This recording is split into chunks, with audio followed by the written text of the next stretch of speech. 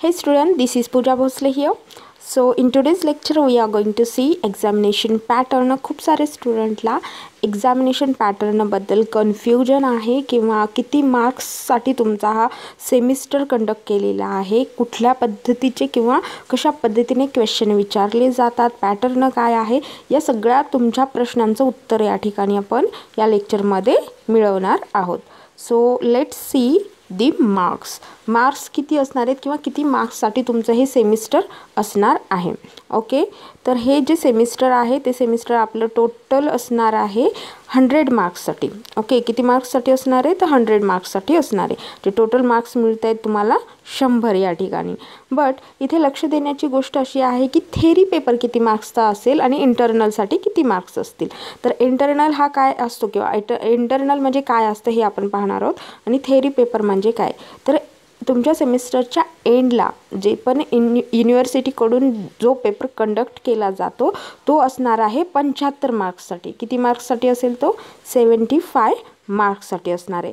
आणि त्याचबरोबर जे असेसमेंट असतं ते कंटिन्युअस असेसमेंट म्हणून कन्सिडर केलं जातं. राईट, कंटिन्युअस असेसमेंट म्हणजे काय, कारण ह्याला आपण कंटिन्युअस का म्हणतो, कारण तुमचा पूर्ण सेमिस्टरचा जो काळ असणार आहे तर त्या काळामध्ये तुमचं वर्षभर किंवा म्हणा की तुमचं सेमिस्टर जेवढे काही महिने आपलं सेमिस्टर चालतं त्या काळामध्ये कंटिन्युअसली तुमचं असेसमेंट केलं जातं. असेसमेंट करणं म्हणजे काय, तर तुम्ही कशा पद्धतीने रिस्पॉन्स करता क्लासमध्ये, आन्सर्स देता किंवा ट्युटोरियल असाइनमेंट्स कशा पद्धतीने कंप्लीट करता, सेमिनार कसा देता, या सगळ्या गोष्टी कशामध्ये येतात तर कंटिन्युअस असेसमेंट. तुम्ही डे बाय डे कसं परफॉर्म करताय त्याच्यावरती आपले 25 मार्क डिपेंड असतात. ओके, तर तुमचा जो थेरी पेपर असणार आहे तो 75 मार्काचा असणार आहे, म्हणजे 75 मार्क्सचा जो तुम्ही युनिव्हर्सिटी थ्रू जो पेपर तुम्ही सॉल्व करता तर तो असतो तुमचा 75 मार्क्सचा. आणि इंटरनल हा शब्द तुम्ही ऐकलेला आहे, तर इंटरनल हे असणार आहे तुमचं 25 मार्क्ससाठी. ओके,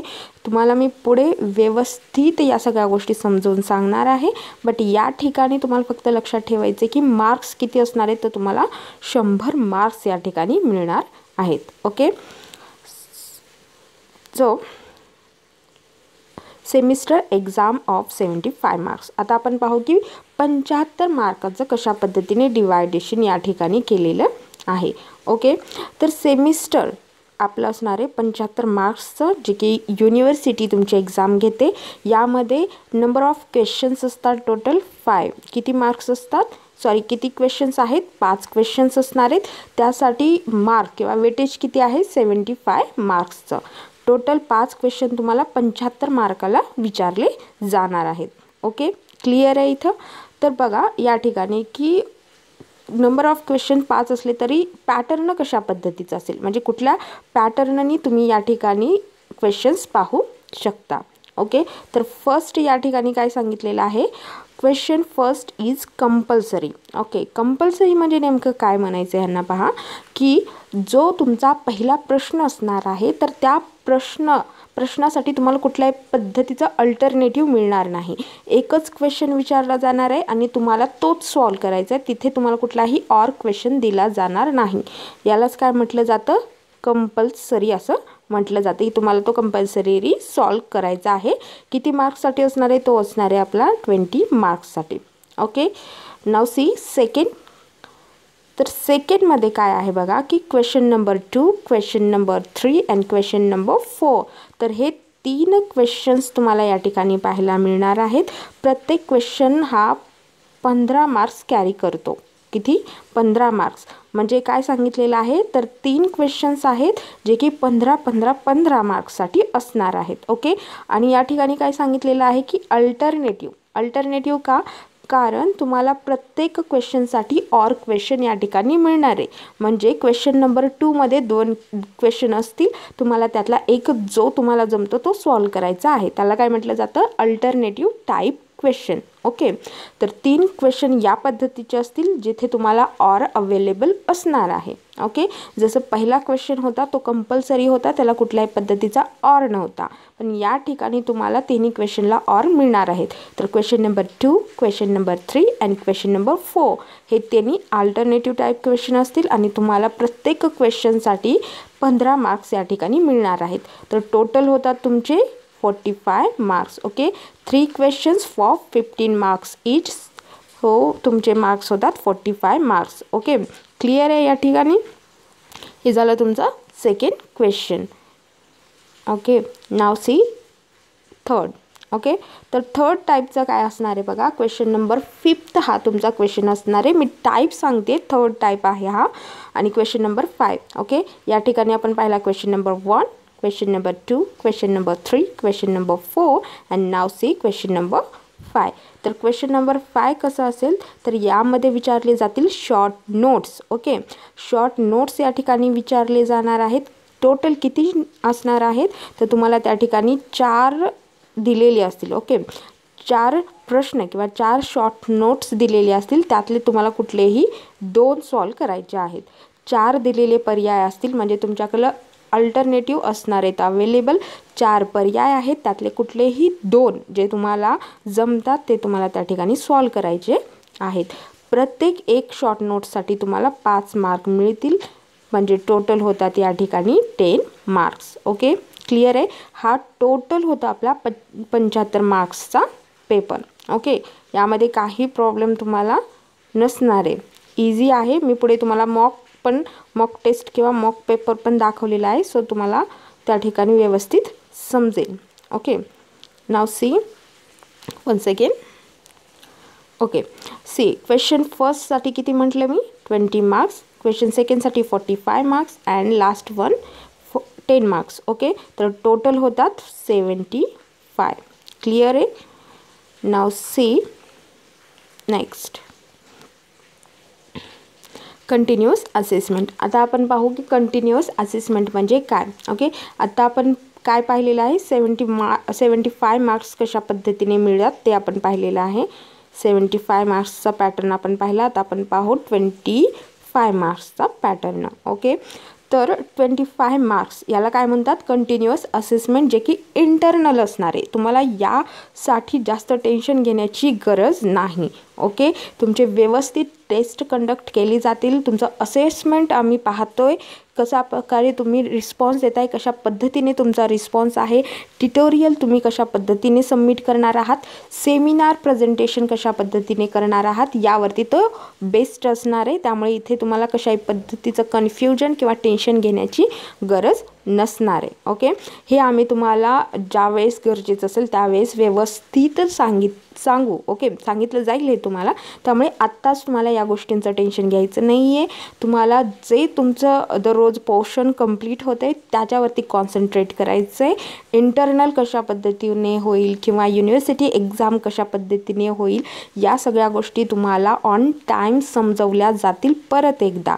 सो तुम्हाला या गोष्टी फक्त माहिती ठेवायच्या आहेत. ओके, फक्त तुम्हाला ह्या सगळ्या गोष्टी माहिती असल्या पाहिजेत व्यवस्थित, की जे मार्क तुम्हाला मिळत आहेत ते नेमकं कुठल्या गोष्टींचे मिळत आहेत हे माहिती असण्यासाठी या गोष्टी तुम्हाला सांगितल्या जात आहेत. तर तुम्हाला टेन्शन किंवा प्रेशर या गोष्टींचा आत्ताच घेण्याची गरज नाही. ओके, तुम्हाला सर्व इन्फॉर्मेशन सर्व पद्धतीने तुम्हाला या सगळ्या गोष्टी पोहोचवल्या जातील on time. Okay, so continuous assessment म्हणजे काय असतं बघा.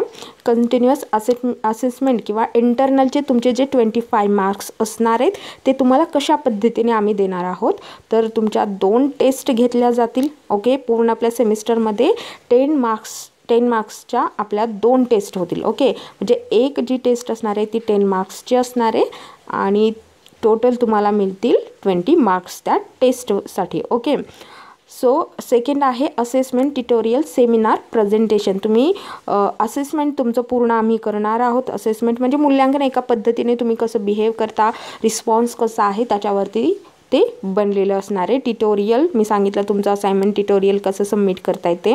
सेमिनार प्रेझेंटेशन कशा पद्धतीने करताय त्यावरती तुम्हाला मिळतात 5 मार्क्स आणि टोटल होतात तुमचे 25 मार्क्स. ओके, क्लिअर आहे. तर हे झालं तुमचं कंटिन्युअस असेसमेंट. ओके, तर आपण आता पाहू की पेपर कशा पद्धतीचा असतो. तर mock question paper, cost accounting first. तर या ठिकाणी मी तुम्हाला क्वेश्चन नाही दिलेला, म्हणजे की एक्झॅक्ट क्वेश्चन जसा असतो तो नाही दिलेला, जस्ट तुमच्यासाठी किंवा तुम्हाला हे माहिती व्हावं म्हणून हा पॅटर्न मी समोर ठेवते. क्वेश्चन पूर्ण नसले तरी पॅटर्न लक्षात घ्या, या ठिकाणी फक्त तुम्हाला पॅटर्न पाहायचं आहे. तर see question number first, prepare cost sheet from the following information of a Brilliant Limited for year ending 31st March 2019. Okay, 2019-31 मार्चची he information आहे, ज्या इन्फॉर्मेशनच्या वापराने तुम्हाला कॉस्ट शीट या ठिकाणी प्रिपेअर करायची आहे. आपलं कॉस्ट शीट शिकून झालेलं आहे, पूर्ण पॅटर्न मी घेतलेला आहे, त्यानुसार तुम्हाला या ठिकाणी काय करायचं आहे तर कॉस्ट शीट प्रिपेअर करायची. ओके, इन्फॉर्मेशन या ठिकाणी मी दिलेली नाही आहे, कारण हा फक्त तुम्हाला पॅटर्न समजावा म्हणून मी या ठिकाणी सांगितलेलं आहे. ओके, तर प्रिपेअर कॉस्ट शीट. या ठिकाणी कॉस्ट शीट म्हणजे काय आपण पाहिलेलं आहे. कॉस्ट शीटमध्ये काय काय पाहतो आपण, प्राईम कॉस्ट असते, प्रोडक्शन कॉस्ट असते, त्यानंतर आपली ऑफिस किंवा ॲडमिनिस्ट्रेशन ओव्हरहेड्सवरची कॉस्ट असते, त्यानंतर आपण पाहिले सेलिंग अँड डिस्ट्रीब्युशन असतं, त्यानंतर आपल्याला मिळतं टोटल कॉस्ट है ना. तर सेल्समधनं टोटल कॉस्ट लेस करून आपण मिळवतो प्रॉफिट. हे सगळ्या गोष्टी झालेले. तर अशा पद्धतीने तुम्हाला काय करायचं आहे, कॉस्ट शीट प्रिपेअर करायची आहे. तर फर्स्ट क्वेश्चन जो असतो मी सांगितले त्याप्रमाणे फर्स्ट क्वेश्चनला तुम्हाला कुठल्याही पद्धतीचा ऑर मिळणार नाही. हा कंपल्सरीली तुम्हाला सॉल्व करावा लागतो. याला कुठल्या पद्धतीचा ऑर अवेलेबल नाही, म्हणजे अल्टरनेटिव्ह टाईप क्वेश्चन असणार नाही. वेटेज किती आहे, 20 मार्क्स. तर 20 मार्काचा हा कंपल्सरी क्वेश्चन आहे, अत्यंत महत्त्वाचा असतो हा. तर हा तुम्हाला इथे सॉल्व करावा लागेल.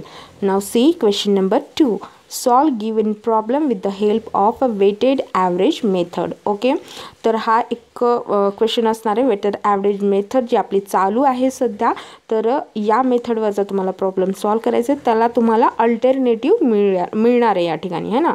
मी सांगितलं होतं क्वेश्चन नंबर 2, 3 अँड 4 तिन्हीसाठी पण तुम्हाला काय मिळणार आहेत, अल्टरनेटिव्ह मिळणार आहेत, म्हणजे पर्याय मिळणार आहेत. ओके, तर यापैकी किंवा यापैकी या दोन्हीपैकी कुठलाही एक क्वेश्चन तुम्ही सॉल्व करू शकता, कारण इथे तुम्हाला अल्टरनेटिव्ह मिळालेला आहे. इच क्वेश्चन कॅरी 15 मार्क्स, म्हणजे दोन्हीलाही 15-15 मार्क्सच असणार आहेत. दोन्हीपैकी कुठलाही सॉल्व केला ते तुम्हाला 15 मार्क्स या ठिकाणी मिळतील. ओके, हे झालं तुमचा क्वेश्चन नंबर 2. नाव सी क्वेश्चन नंबर 3. तर क्वेश्चन नंबर 3 कशा पद्धतीचं असणार आहे पहा. The given information is of a books ABC Limited for year ending 31st March 2020. Find out cost of production and the total cost. Okay, काही विचारलं जाऊ शकतं, कॉस्ट ऑफ प्रोडक्शन विचारलं जाऊ शकतं, प्राईम कॉस्ट विचारली जाऊ शकते, किंवा सेलिंग अँड डिस्ट्रीब्युशन विचारलं जाऊ शकतं. तर तुम्हाला या सगळ्या गोष्टी या ठिकाणी पाहिजे आहेत व्यवस्थित. ओके, टोटल कॉस्ट आपली लास्ट असते, त्यामुळे तुम्हाला पूर्ण प्रॉब्लेम या ठिकाणी सॉल्व करावाच लागेल, जरी त्यांनी फक्त टोटल कॉस्ट म्हटली असली तरीसुद्धा आहे ना.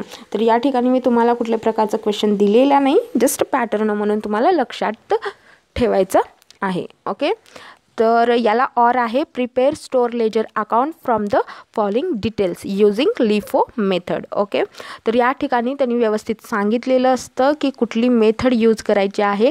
लिफो, वेटेड ॲव्हरेज आहे, लिफो आहे, फिफो आहे, किंवा आपली सिम्पल ॲव्हरेज मेथड आहे. तर कुठली मेथड यूज करणार आहात तर ते व्यवस्थित दिलेलं असतं, तुम्हाला फक्त रीड करायचं आहे व्यवस्थित आणि देन सॉल्व करायचं आहे क्वेश्चन. ओके, तर थर्ड क्वेश्चनसाठी सुद्धा आपल्याला काय मिळालेलं आहे, ऑर मिळालेला आहे, म्हणजे हा देखील कसा अल्टरनेटिव्ह टाईपचा आहे. दोन्हीपैकी कुठलाही एक क्वेश्चन सॉल्व करा, तुम्हाला मिळतील 15 marks. Okay, now come to the question number 4.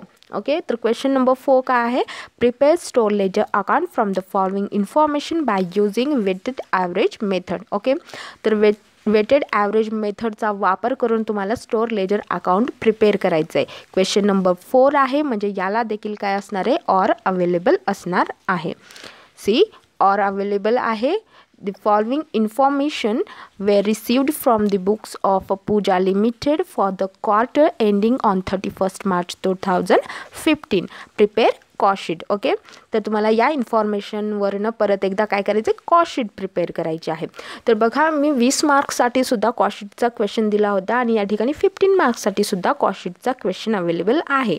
तर या ठिकाणी काय आहे, तर आपली जी हार्ड लेवल जी असते ना ती डिफरंट असणार आहे. या ठिकाणी तुम्हाला थोडासा इझी क्वेश्चन असणार आहे as compare to 20 marks question. Okay, 20 मार्क्सचा जो क्वेश्चन होता त्यापेक्षा थोडासा सिम्पल क्वेश्चन असणार आहे. तर या पद्धतीने ऑर आहे, त्यामुळे तुम्ही क्वेश्चन नंबर 4 पैकी जो तुम्हाला येतो तो सॉल्व या ठिकाणी करायचा आहे. ओके, नाव क्वेश्चन नंबर 5. तर 5 बद्दल लक्षात घ्या.